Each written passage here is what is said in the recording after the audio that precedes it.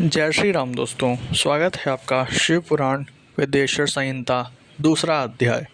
शिव पुराण का परिचय और महिमा। सूत जी कहते हैं, साधु महात्माओं, आपने बहुत अच्छी बात पूछी है। यह प्रश्न तीनों लोगों का हित करने वाला है। आप लोगों के स्नेहपूर्ण आग्रह पर गुरुदेव व्यास का स्मरण कर मैं समस्त पाप राशियों से उद्धार करने वाले शिव पुराण की अमृत कथा का वर्णन कर रहा हूँ। ये वेदांत का सारस्वत है। यही परलोक में परमात्मा को देने वाला है तथा दुष्टों का विनाश करने वाला है। इसमें भगवान शिव के उत्तम यश का वर्णन है।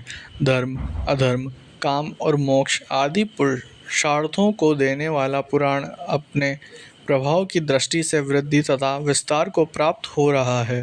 शिव पुराण के अध्ययन से कलयुग के सभी पापों में लिप्त जीव उत्तम गति को प्राप्त होंगे। इसके उदय से ही कलयुग का उत्पात शांत हो जाएगा। शिव पुराण को वेद तुल्य माना जाएगा। इसका प्रवचन सर्वप्रथम भगवान शिव ने ही किया था। इस पुराण के 12 खंड या भेद हैं।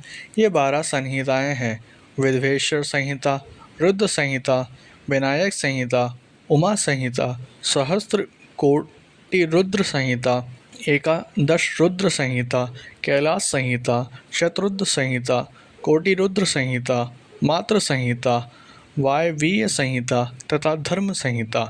विद्वेश्वर संहिता में 10,000 श्लोक हैं। रुद्र संहिता, विनायक संहिता, उमा संहिता और मात्र संहिता प्रत्येक में 8-8 हजार श्लोक हैं। एकादश रुद्र संहिता में 13,000, कैलाश संहिता में 6,000, शतरुद्र संहिता में 3,000, कोटि रुद्र संहिता में 9,000, सहस्त्र कोटि रुद्र संहिता में 11,000, वायवीय संहिता में 4,000 तथा धर्म संहिता में 12,000 श्लोक हैं। मूल शिव पुराण में कुल 1,00,000 श्लोक हैं, परंतु व्यास जी ने इसे 24,000 श्लोकों में संक्षिप्त कर दिया है।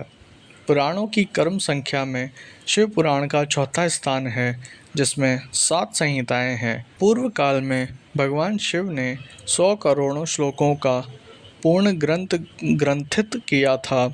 सृष्टि के आरंभ में निर्मित ये पुराण साहित्य अधिक विस्तृत था। द्वापर युग में देवपायन आदि महर्षियों ने पुराण को 18 भागों में विभाजित कर 4,00,000 श्लोकों में इसको संक्षिप्त कर दिया। इसके उपरांत व्यास जी ने 24,000 श्लोकों में इसका प्रतिपादन किया। यह वेद तुल्य पुराण विद्वेश्वर रुद्र संहिता, शतरुद्र संहिता, कोटि रुद्र संहिता, उमा संहिता, कैलाश संहिता और वावीय संहिता नामक 7 संहिताओं में विभाजित है।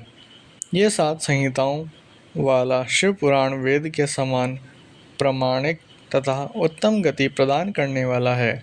इस निर्मल शिव पुराण की रचना भगवान शिव द्वारा की गई है तथा इसको संक्षेप में संकलित करने का श्रेय व्यास जी को जाता है।